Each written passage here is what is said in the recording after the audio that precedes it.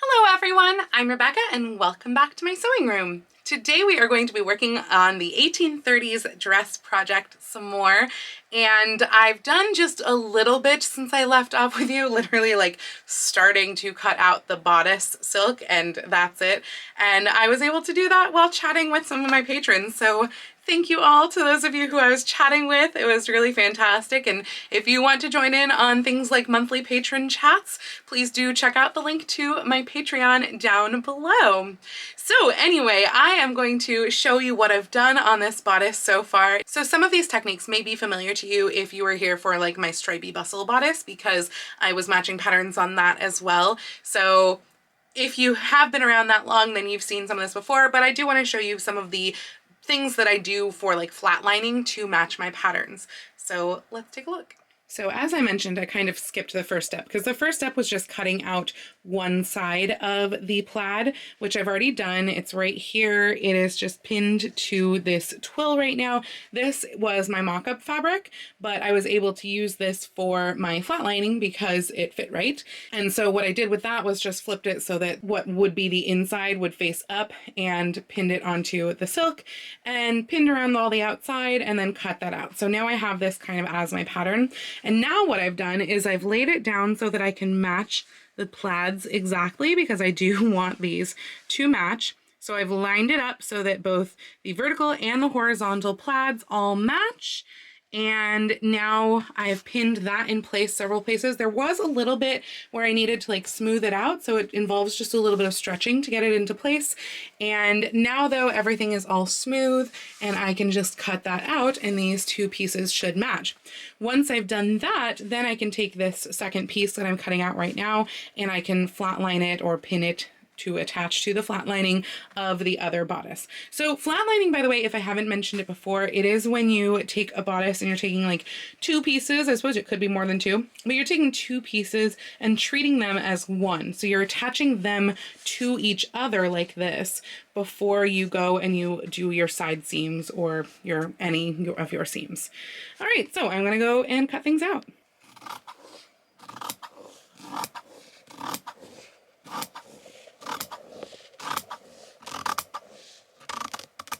So I have all of my pieces now all cut out and serged together, as in like flat lined together with the twill pieces, which means that it is time to talk piping. So piping is actually super easy to do, and it's such a beautiful way to make things look really finished. So basically what you're doing is you're cutting a bias strip of the fabric. In this case, I'm going to try to go like as 45-degree diagonal as possible, which normally I kind of fudge, to be honest, just so I don't use up that much fabric. But because of the pattern of this and because I'm using the bias for that center front decoration piece as well, I'm going to use the same bias angle for my piping because it just makes sense. So, and luckily I have a lot of fabric, so it's all right. So yeah, you're just going to cut a strip that is on the bias. Generally, you want enough to wrap around whatever cord you are doing, plus have your standard seam allowance. So if you are doing a 1/2 inch seam allowance, do 1/2 inch. If you're doing 5/8 inch seam allowance, do 5/8, and you're going to need that doubled. So for me, for my cord, I just use yarn most of the time, like super cheapo yarn or like cotton yarn or whatever I kind of have on hand. I like the stuff that is just slightly thicker because although tiny bitty piping is actually historically accurate, I find that it just disappears, especially with a plaid pattern like this. Tiny piping is just, you're not even gonna see it at all. So I like it to be like a bit of something, and you want your fabric to be enough to do your 1/2 inch, your 1/2 inch, and to go around that cord. So let's take it over to the table and I will show you what I mean. So this is one of the yarns that I really like to use for piping. It's a little thicker. You can see just here in my hand the thickness of it, because I find that when you fold that into the fabric, you get like a nicer bit there. So I think this one requires like an extra, probably just shy of a 1/2 inch, probably more like 3/8 inches in your 1/2 inch, 1/2 inch, 3/8 inch. So that's your total width. So 1 3/8 inches. So now we're going to just get out the mat and the rotary cutter and cut our piping that width. So the first thing that I'm doing here is I'm attempting to cut that trim section for the center front. And that's mostly because I'm trying to follow a pattern for that. I made a little test strip here and I liked how that looks with the yellow diamonds kind of right down the center. So what I'm doing is I'm cutting, this is 1.25 inches wide, but then with 1/2 inch seam allowances. So I'm going to cut 2.25 inches wide with the diamonds centered. And so that's what I'm doing right now, right here with the ruler. And I'm gonna go ahead and cut that with the rotary cutter. And then once that's cut, then I can cut the piping. And as you can tell, I really need a new rotary blade. Now that I know that line, I can go ahead and cut the piping because I'm just going to cut it here. And my piping is going to be 1 3/8 inches wide. For 1830s stuff, you kind of want a lot of this because you're going to be piping so many things. So now I'm going to go ahead and just cut the rest of this. Okay, so I've cut 2 strips here. They're both about like 65 or 70 inches long, something like that. And now we're going to seam them together. If you do have a pattern like this that is definitely going one way, like the green stripes go that diagonal, then you do want to try to make sure that when you seam it, your stripes continue the diagonal and don't go the opposite direction. So do be careful about that. Ideally, you want to match them, but I don't know. We'll see if that actually happens. I'm going to attempt to match them, but you want to connect the ends so that you have this 90-degree angle right here. See how that's doing? And that, with your little points here, that means that you're going to continue to have like a bias seam as well, as opposed to just having flat ends that you seam together. This will still allow that sort of bias stretch. So that is what you want to go for. And again, ideally matching your pattern or whatever. I mean, it's going to wind up so small that it's like not a huge deal, but ideally that's what you want to do. Then you want to do this seam. So this is about probably a 3/8 inch seam here, just so that I could match the pattern. Normally I'd do like about a 1/4 inch seam, but 3/8 will be just fine as well. And then you open that up and it'll turn into one straight one. Obviously it's not right now because it is pinned past the seam allowance. It is now sewn and pressed. It's not a perfect match, but it's pretty darn close. And we can clip off these excess bits that we don't need. Oh, that one I already clipped. And now we're going to run the piping through. So I don't press this or anything first. You just kind of want to find an end. I recommend using a piping foot on your machine because that's going to help hold the piping in place. And I will link to one of those down below in the description if you wanted to purchase one and don't have one yet. And basically your yarn is just going to go inside the strip of fabric like so. And you're going to close it around, making sure that your seam allowances or your edges match up the whole time. And then the piping foot is going to keep this in the channel of the piping foot because there's a little bit in the piping foot that has a channel for the piping to run through. And that's going to keep that in place, and that's just going to stitch right along the side of the piping, making sure that that's all nice and pressed up against there. This is the piping foot, so that's what I was talking about. It has this little groove right there. Hopefully you can see that right there down the center. That's going to go over the piping.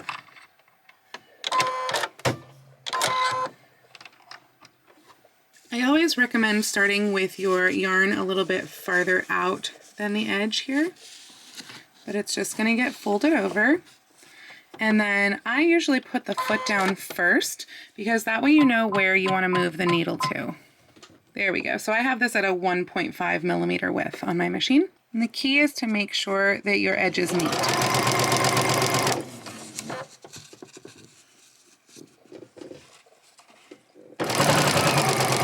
So as you can tell, I now have lots and lots of piping. Now, one thing that I do when I'm making piping, since I don't have a measurement of like, I need this exact amount of piping, I might need more than this. So what I do is when I get to the end over here, I actually don't go all the way to the end of the silk or of whatever fabric I'm using.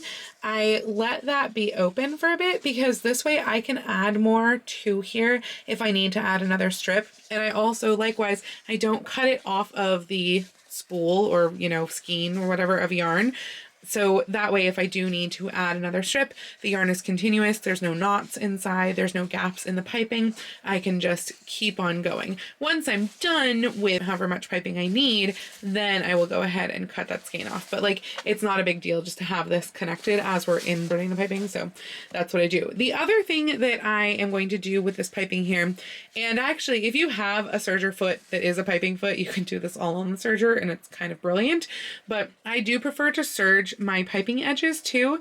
Bias generally doesn't fray quite so much, but you never know. I mean, I think, I guess it's not doing too bad, but I've also only just cut it today. So I do generally tend to serge this as well, as long as you can get it under the foot okay, because that way it'll give you a nice clean edge. It'll keep these two pieces together too, so you don't have to worry about them, you know, shifting or anything. And it just makes everything nice and clean inside. If the rest of your bodice is serged anyway, you might as well serge your piping. So that's what I'm going to do next. I'm going to serge all of this. Again, I'm not getting all the way to the end here, so I'll probably serge it to about like there-ish. And then I'm ready to assemble the bodice. So now that I have started to assemble part of the bodice, I've done like the back seam and the front side seam, it's time to go ahead and add the piping. So what I've done here is I have pinned the piping in place along the curve of the back seam. And I prefer to do it on the back side as opposed to the side because this is kind of the larger curve here, or at least in my brain it is.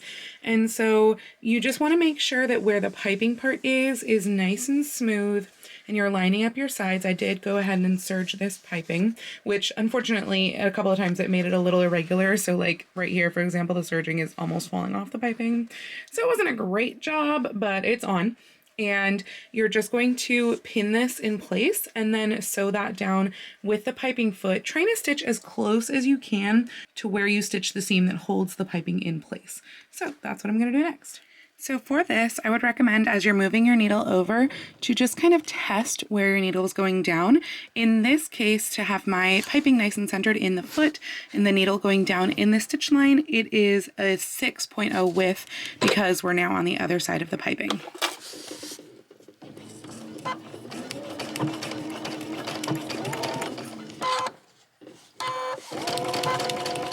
So now that the piping was on the back side, we have gone ahead and I have pinned the side piece, which is connected to the front. I've pinned that in place to the back here with this side back seam. And we are going to sew from this side right here, because this is that stitch line that we just did on the piping. And that way we can actually just stitch directly on top of this and know that our stitch lines line up. So you always want to stitch from the side that has the stitching as opposed to the other side, because then you don't know what you're doing. And use that piping foot again. And then just, I mean, it's going to be in the same needle position that we were in a second ago. And you just stitch right on top of that stitch line.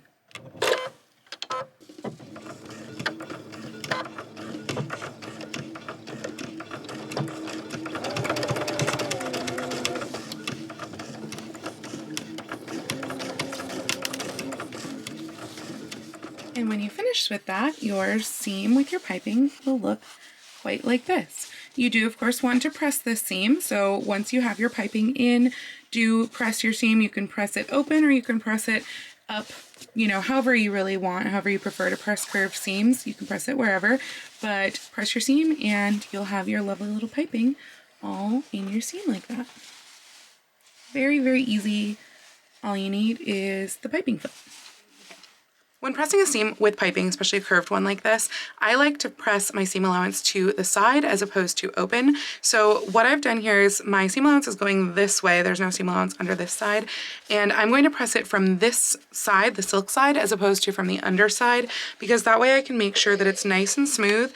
And I also don't really want to run over the piping. I want to run up to the piping and make sure that the fabric is nice and smooth going into that seam, but I don't want to actually flatten the piping itself.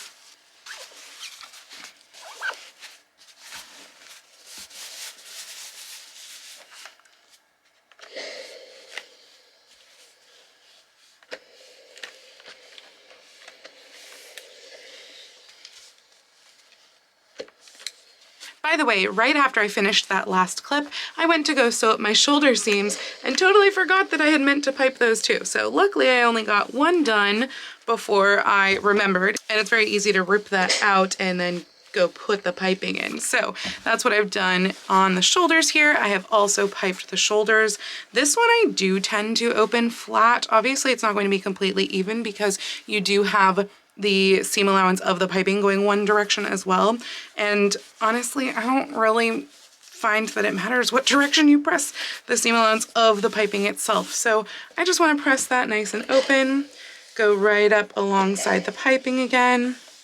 You do want to make sure that you do the same thing on both sides to press the seam allowance either to the front on both sides or to the back on both sides.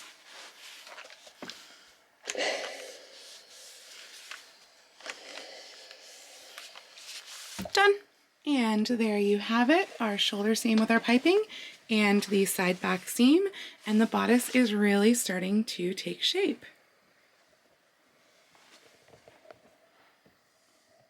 So, new development today, I have been working on the trim on the very front of the skirt, and this is that bias piece that I cut earlier, and I've just folded in the sides. It's about like 1/2 inch or so folded inside on each side, and I'm sewing this on by hand. I'm doing a prick stitch. I don't know how well you can see even the little stitches, which is good, but you can kind of see those prick stitches in there. So for me, I don't know if prick stitch is different for multiple people, but for me, the prick stitch has the tiny bit showing on this side, and then it's like, it's a back stitch type thing. So there's a big old running back stitch on the other side, especially because I was trying to pretty much not have to stitch in the green. So like whenever I'm stitching on the green, you can see it there. I tried to do it on the brown instead of on the actual green because my thread is light pink, and so it was looking really obvious on the green. From the inside, those stitches are pretty darn big. Hopefully you can see that there. It's this line right here. So they're really big, but you know what? I don't care. But it does make it look nice and crisp on the outside, and I'm stitching them not quite on the edge because I didn't want it to look like it was just flat to the edge. So I left about, I don't know, 1/8 of an inch or something from the edge, and then I'm going to do the same thing over here. So this is just a bunch of fabric pinned to the form right now, but I've been having a dilemma over the sleeve shape. Do I do ruffle, ruffle, puff, puff, ruffle, ruffle, puff, ruffle, puff, or puff, puff, ruffle? So many options. So in the meantime, I did this, which is kind of a puff. It was a small puff that's kind of deflated ruffle. But I think I'm gonna go with puff, ruffle, ruffle. I feel like I'm speaking in code. And while trying to figure that out, I also did my first bow. It's not actually finished because this ribbon is not wide enough. I need to go get wider ribbon. Hopefully Joanne still has this color. But I do like the color, and if I can find the 1-inch ribbon, then this will be the bow. So this fabric part is 12 inches by 7 inches, and I will show you a bit later how I'm actually making this bow because I have to make 1,000,000 of them.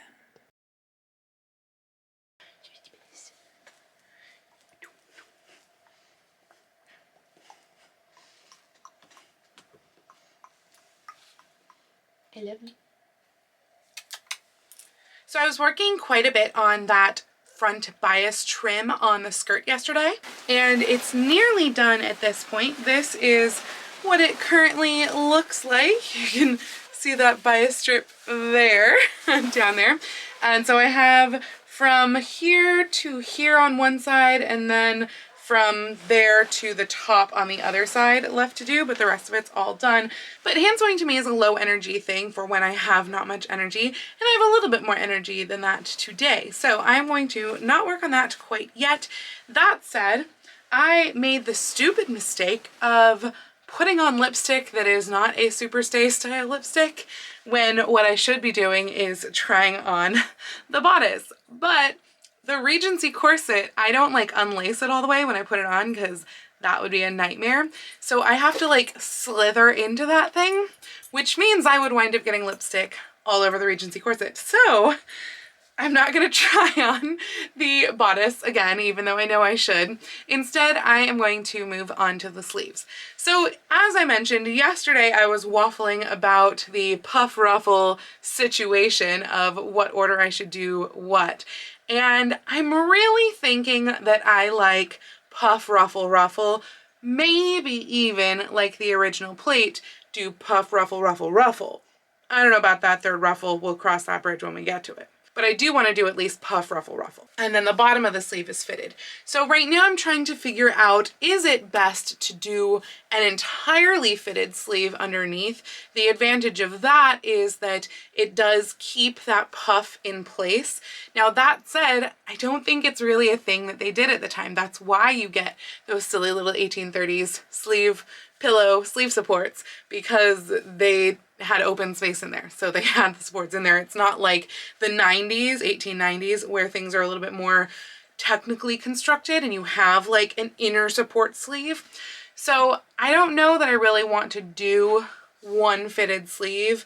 Also, it involves fitting a sleeve, like a fitted sleeve, into the shoulder, which is always a pain. And puff sleeves are so much easier. So that would then bring me to have the puffed sleeve potentially with the ruffle of the bottom of the puff sleeve, like just basically make it so that the puff material is so large that it gets to the bottom of the puff and then ruffles out.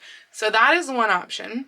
Or I do single puff, separate ruffle, and basically right here at the bottom of the puff, that fitted sleeve would start and the ruffles would be mounted to that fitted sleeve. So there's definitely some technology that I have to look at as far as assembling these sleeves.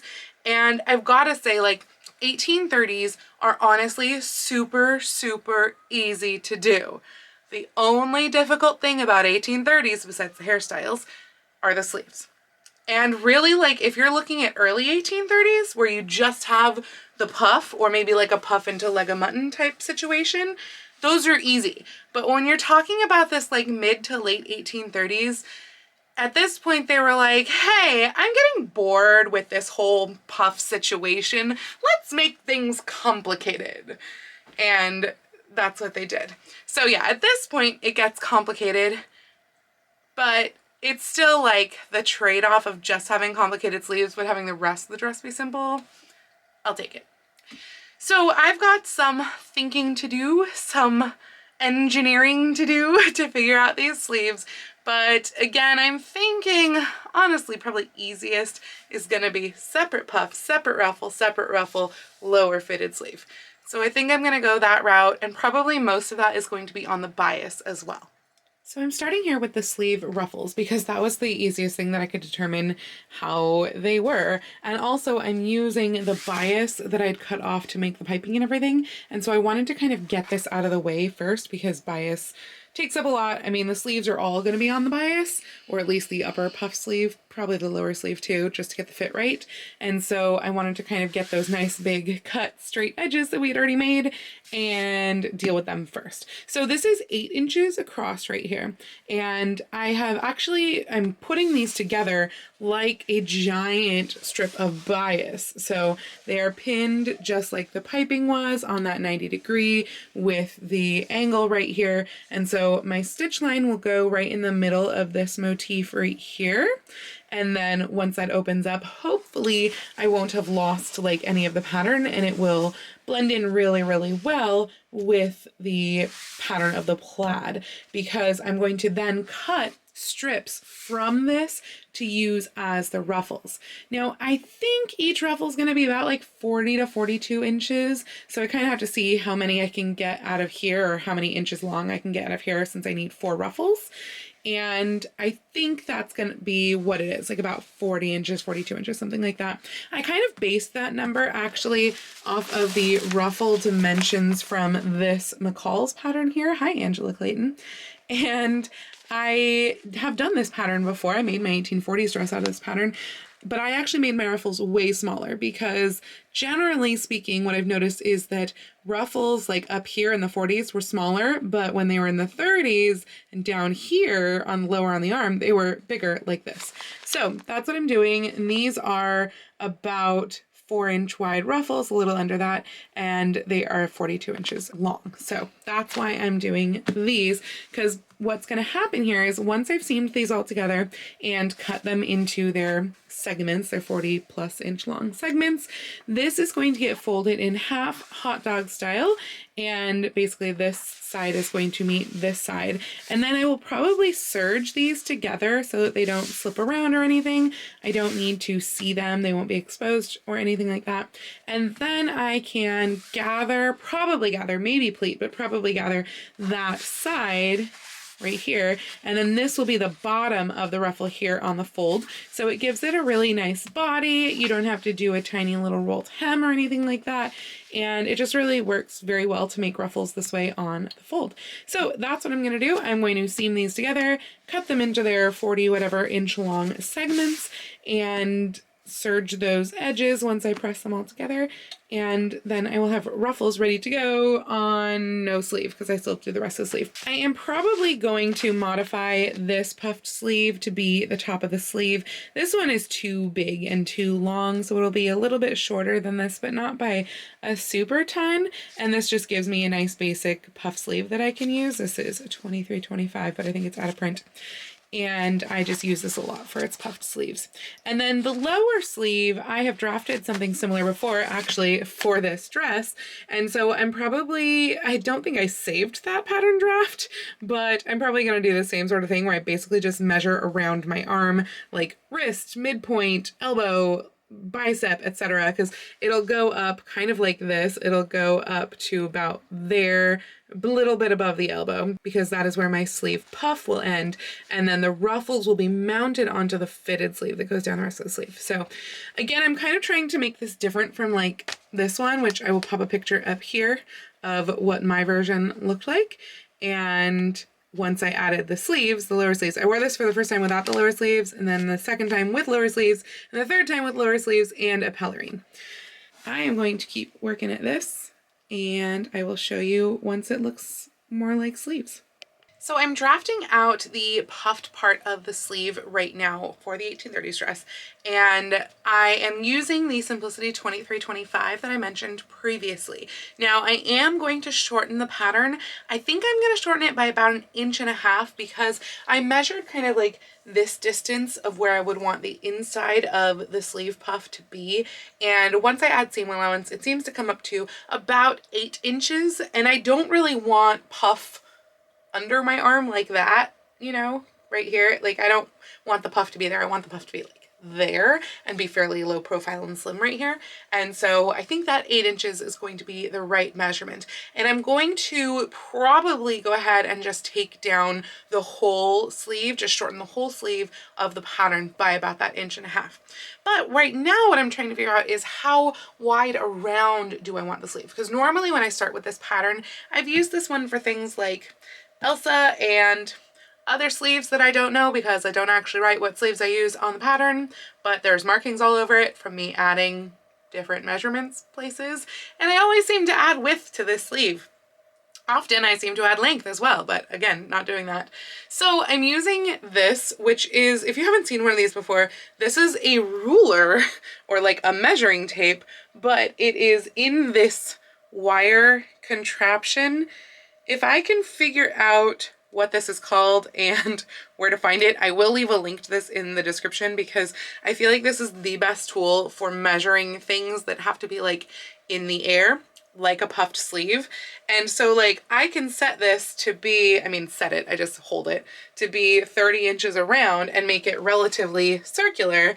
And then I can just like put my arm through it and be like, okay, well, 30 inches, which is what the width of this pattern is without altering it all, that would be about this width of sleeve. Is this the width that I want? I kind of feel like I want it to be a tiny bit bigger. So maybe I want it like 31.5.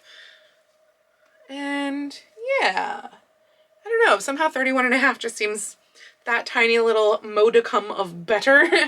I think just for the proportion of like the size of my arm, I want it to be a little bit bigger. And actually that 30 inches is just what a size 22 pattern would be. And I am more like a size 24 anyway. So that makes sense to just size it up that little bit. So I am going to increase the width of the pattern, decrease the length, and I'm going to mock that up. I'm probably going to cut it out of organdy.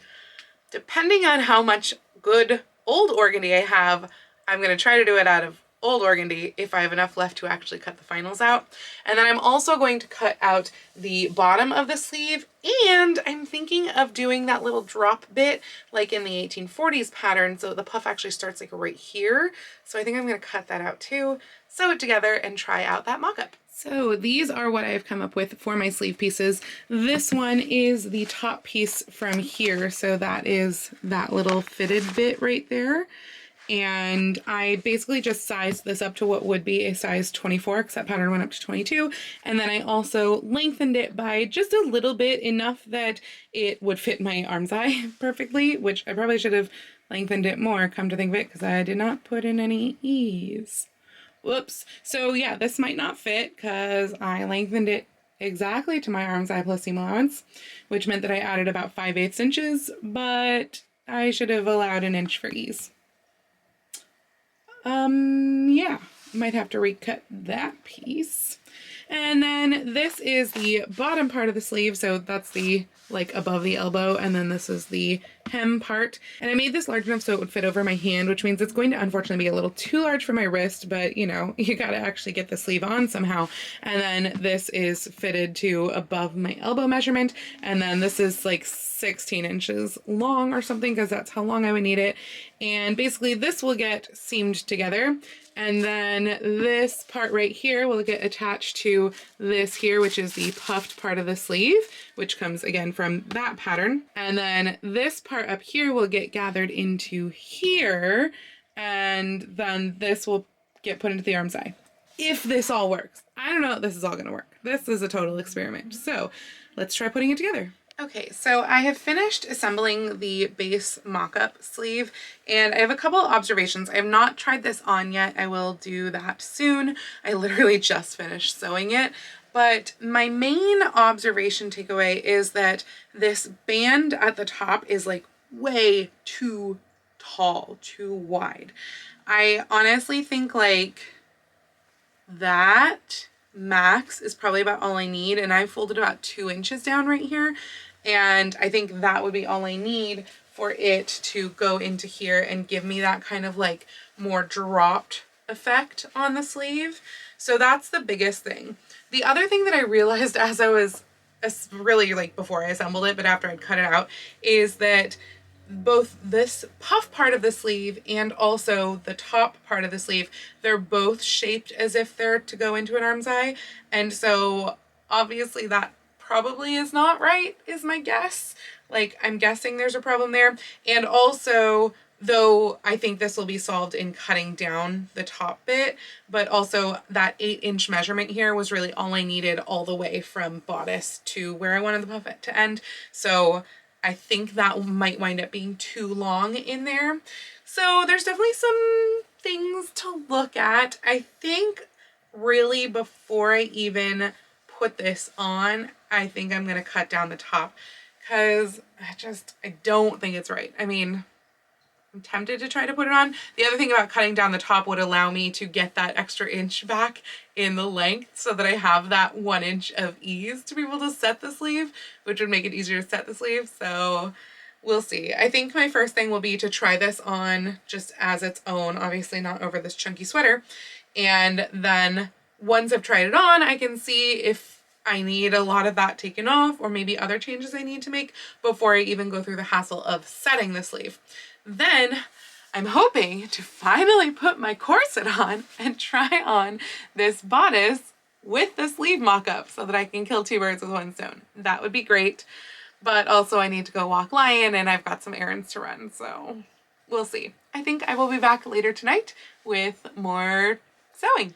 So actually I may in fact have been wrong about the sleeve shape being wrong now that I kind of have it on. It seems like it's actually working pretty well. The lower sleeve is almost fantastic. I think it's about as fantastic as it can get, considering I didn't cut this on the bias, and I'm not sure if I should have. I maybe should have. The outer fabric is almost certainly going on a bias for this part of the sleeve, for all of the sleeve, and I just forgot that when I was cutting this part. Likewise, this is not on the bias, and I don't know if it should be. I should probably do a little bit more research about seeing if the understructure part should also be on the bias. I feel like none of it has to be.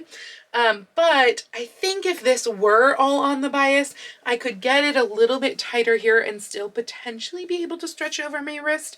I'm really not sure if that's a thing, or stretch over my hand, because right now the only wrinkling that I'm getting on here is just because it's too large from about here down, because it has to be large enough to get over my hand.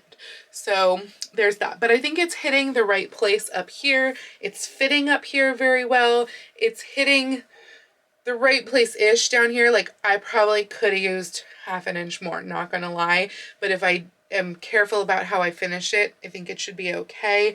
This is the part that I'm still not sure about. I'm not sure that I made this puff big enough. I kind of feel like it needed to be bigger. Now, this is a much smaller puff of 30s than I'm used to, so maybe that's the issue. And then this bit here is very interesting to me because I feel like I know that this is the measurement of the Armseye, but I feel like this bottom part is maybe too big. I'm not really sure. It just seems like it's going out here, and I think that's not caused by the puff part. I think that's just caused by this being too large for that part of my arm. So I'll have to examine that for sure, but I think I can go ahead and put it into the Armseye because I don't actually think it's that far off as far as like this being too long. I did not cut this down yet, and I think that it might be actually the right height for the sleeve poof to kind of sit where I was thinking it would.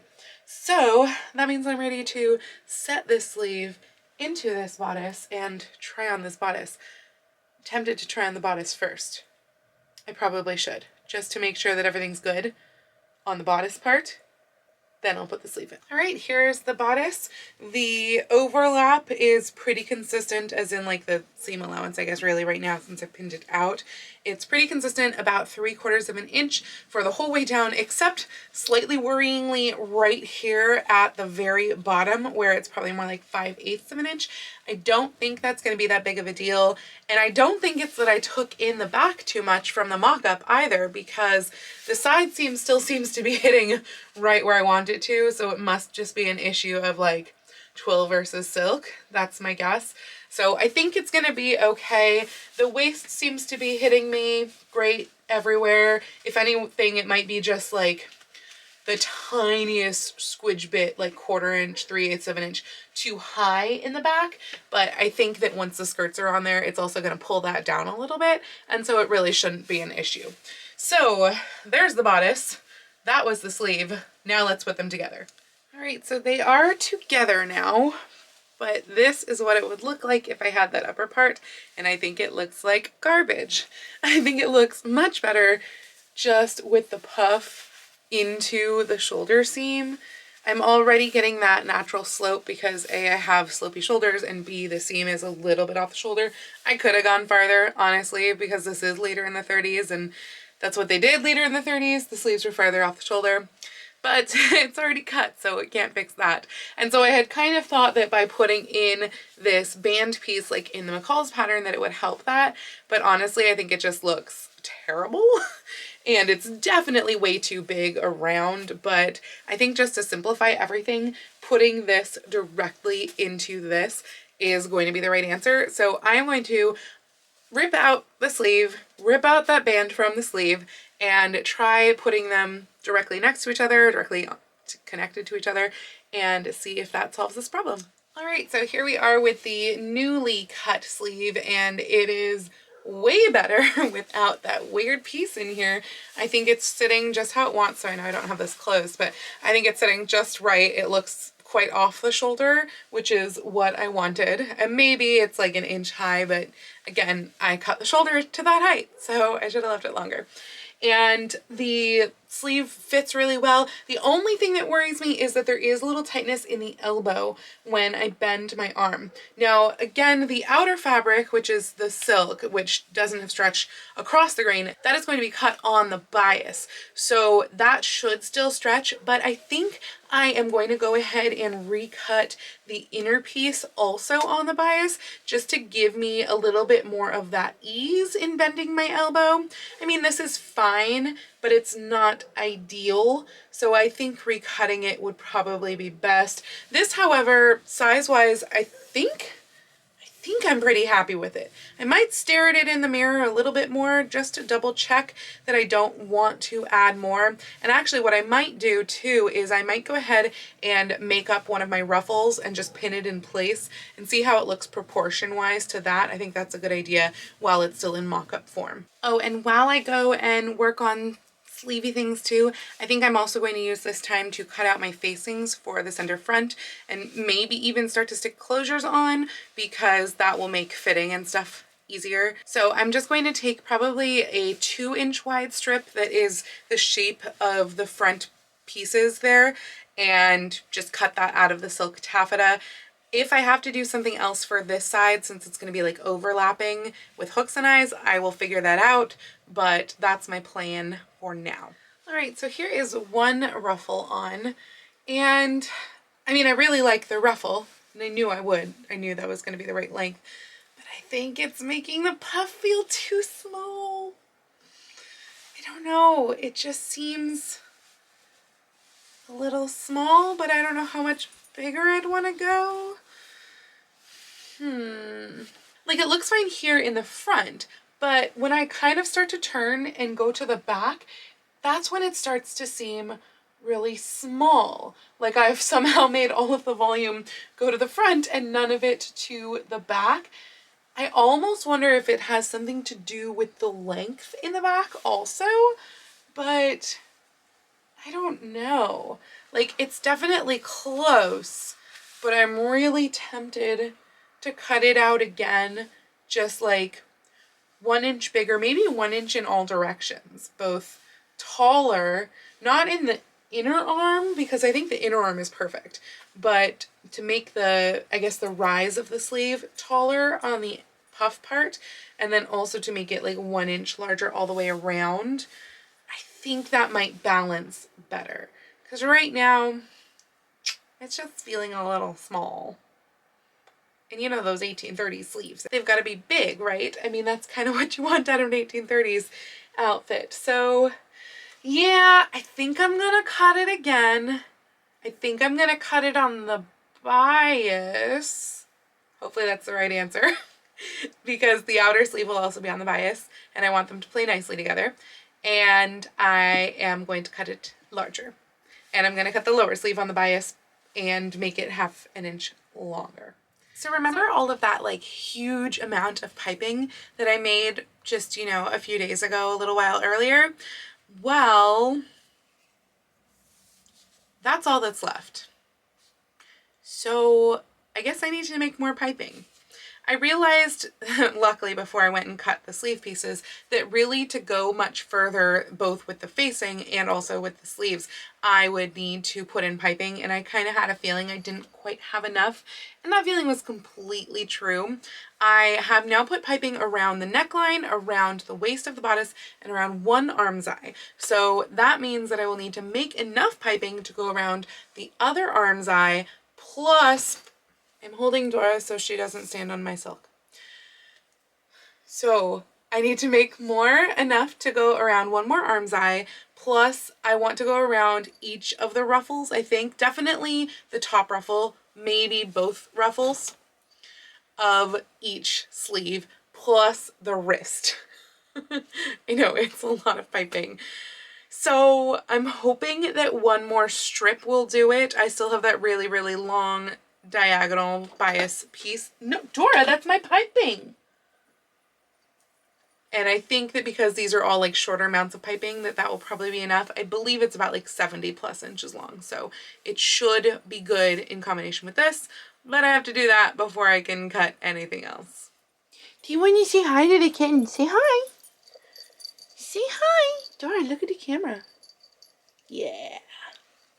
Just my girl. Just my girl. I love you. Lion was feeling left out. He is also saying hi. He's a good boy. You're so happy. Ooh. Okay, say bye. So I have done a fair bit of work on the bodice since I last spoke with you. I did do that additional whole piece of piping, which is still probably not enough piping, so that's a little bit disappointing. And I went and I put the piping around the other Armseye that I had like run out of piping for. So that is done. And then I went and I cut out all of my sleeve pieces, both in the taffeta and also in the cotton, whether that was muslin or organdy. So it's muslin for the lower arm and then it's organdy for the upper arm for the poof. And I cut all of those out and flatlined them together with the serger and then assembled like each piece separately. So I have like the lower sleeve, the upper sleeve, etc. So one of the things that I was trying to make sure that I did while cutting the taffeta is that I was trying to make sure that my stripes would be in opposition to each other so that they weren't all going the same way, because these are all cut on the bias. I did also cut the lining ones on the bias as well. I decided that was the right course of action.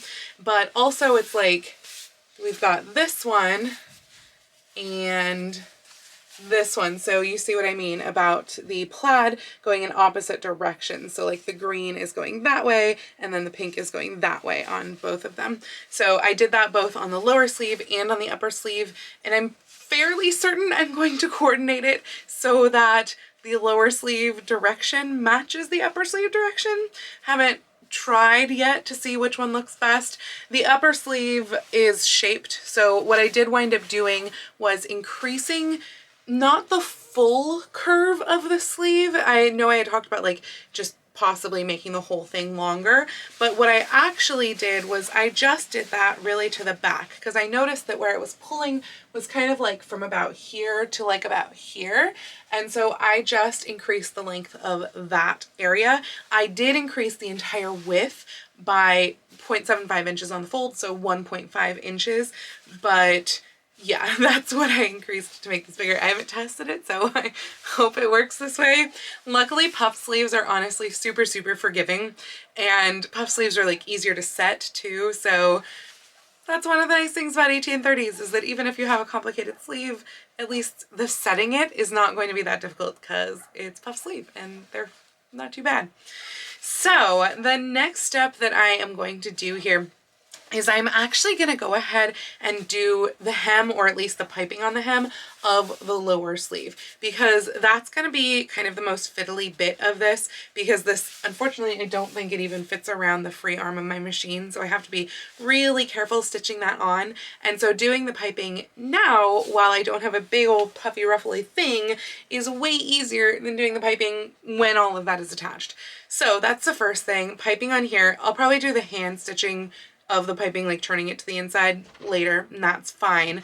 But piping first, then I will go ahead and put the ruffle on the top of this sleeve. So that is the top ruffle, and that gets just put into the seam. And so it'll be ruffle and piping, this is going to be a thick seam, and gathering of the upper sleeve. All of that goes into one seam. It's gonna be a lot, but I think just hiding it all in the seam is the way to go, because then I have to figure out for the lower ruffle, A, if it's gonna be piped, because if it's gonna be piped, I have to make more piping, and B, if I'm just going to put it on so that the ruffle is like upside down basically, and then flip that down so that the seam allowance is underneath the ruffle. That's probably what I'm gonna do, but that's always harder to mark out, and it kind of makes the ruffle act a little bit differently because it doesn't want to fold like that. So some decisions ahead, but mostly it's pretty straightforward, and I am going to get to sewing. So it dawned on me that it might be good to explain how piping works when you have something round, like for example a sleeve or an armseye, and you don't have like an edge to go off into a seam. Now I could have done this potentially where the piping went into the seam, but I didn't want to because I wanted a more finished edge at the bottom, so I didn't do it that way. So I'm applying the piping now, and you'll notice that because this is too small to go around my free arm, I am doing it inside out. So this is of course like the worst thing to attempt to show you this piping on, but it's gonna have to do because I've already done the Armseyes. So basically what we want to do here is we want to make the end of this piping not show once it's turned. So generally I will go past the seam or wherever I want my piping to be. In this case it's the seam, and this part it's going to be nice and flush up against the edge right here, but this part that's past the seam I'm actually going to curve it down like that. Now you can pin this in place or you can hold it in place. With this sleeve it's so small that it's a little fiddly to try and pin in place even, but basically you are going to start your needle on the piping itself, but my needle I've put right into the middle of the piping cord, and now I'm going to drop my foot, and these first few stitches, basically until I get to the seam here, the first few stitches are going to be on the piping so that the piping stays in place out of the way.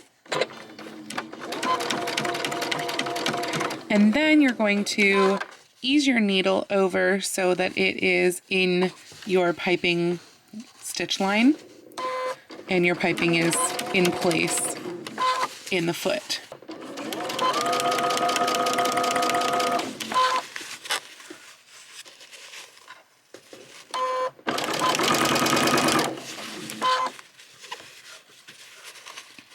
Once you're coming around to the other end here, back to the start, you're going to want to do the same thing basically with this other end. So follow where it should go right against the seam allowance until you get to the seam.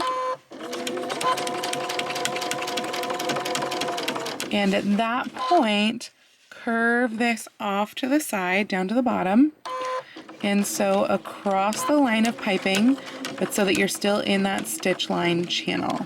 And it will give you this sort of crisscross here, so that I'll be cutting this off right here.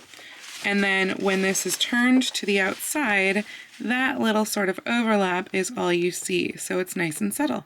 So the sleeves are not done yet, but look how freaking cute it looks. Like, oh my gosh, it is just darling. I am loving the puff and then like the piping and the ruffle and then the piping down here and the piping up here and the piping and the piping and yeah, there's a lot of piping on here.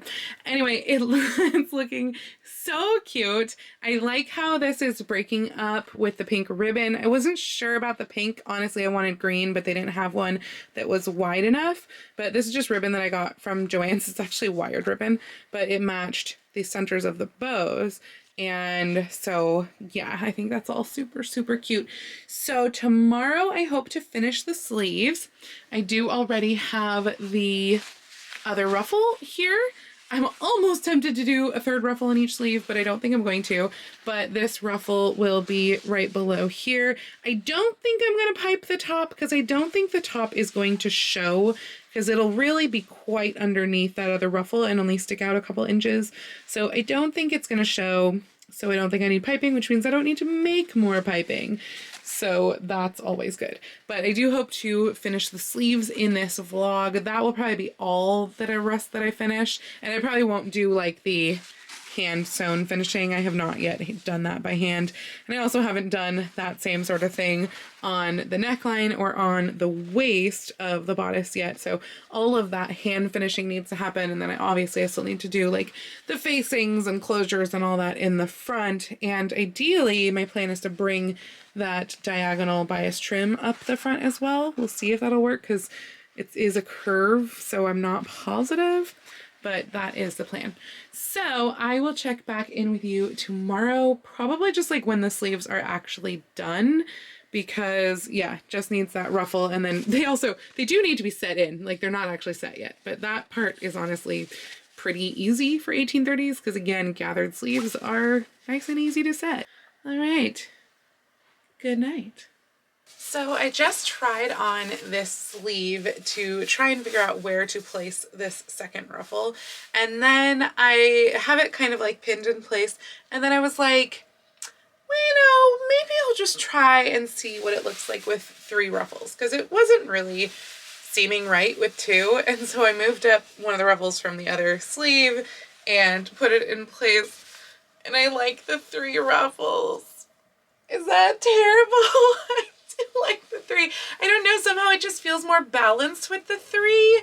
I'm not really sure why, but I think the answer is that I have to make more ruffles. The other thing that I realized, which I don't hate, but I didn't mean to do it, is that I put on these ruffles, or at least I put on this ruffle because this one is already sewn in, with the stripes going in the opposite direction of the upper and lower sleeve.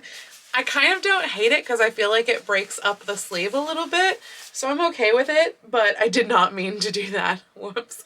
So now I'm gonna have to be careful when I'm creating the 3rd set of ruffles to make sure that they also will go in the, like, all the ruffles go the same direction on each sleeve, because that would be too much to make them go all over the place. So I guess I'm not almost done with these sleeves because now I have to make new ruffles, but I am not piping the ruffles. It doesn't make any sense because they're fully hidden underneath. Time to make more ruffles. So I have made my 3rd set of ruffle. These are just pinned in place right now just to kind of get an idea of where I wanted them. And I think I've established that I want 2 inches between the ruffles, but because I'm going to do them upside down, like do it so it's right sides together and then fold and flip them and press them, I think that means that I need to mark my lines 2.5 inches apart. So I'm going to double check that, but I'm pretty sure that's what I'm going to do for both sets of ruffles. And then they'll be basically done. I mean, I still need to hem this and set the sleeve, obviously. I don't know if I'm going to set the sleeve this week though, because I want to do the facings on the bodice, or at least cut the facings on the bodice before I put the sleeve in, because this is just a whole big other thing to like wrangle. So I have a feeling that's going to be in next week's video, but I do at least want to finish the sleeves for you today. So I'm going to get back to work and go put those ruffles on. My sleeves are done. Okay, as I mentioned before, they're not actually done because I still need to hand sew the other side of the piping down, and then also they still obviously need to be mounted into the bodice, but otherwise they are done, and this is what they look like up close. So we have our triple ruffle sleeves. I do really like the 3rd ruffle added on there, and only the top one has the piping. The others don't, but they are folded over like this, so you don't actually see any edges in there or anything like that. And I've pressed them all down so they don't go like haywire completely, because that's what they were doing before. And they are ready to be mounted into the bodice and have that little bit of hand sewing done as well. So very, very close to being actually done. So that is going to be it for me for today for this vlog. Next week, I am going to do the front facings with that front bit of bias trim, hopefully, plus the closures, put the sleeves into the bodice, do all of the finishings, like sewing the piping down on the other side by hand, so that'll be around the neckline, the waist, well, the waistline, yes, but also that's going to involve attaching the skirt too, and then also the hems of the sleeves. And then once the skirt is attached, then I can go ahead and hem the skirt as well, though I need to starch my undergarments first. My petticoats are like so limp, and the 1830s was all about starched petticoats, so I do need to starch those petticoats before I can actually do the hem, or else the hem is not going to be right.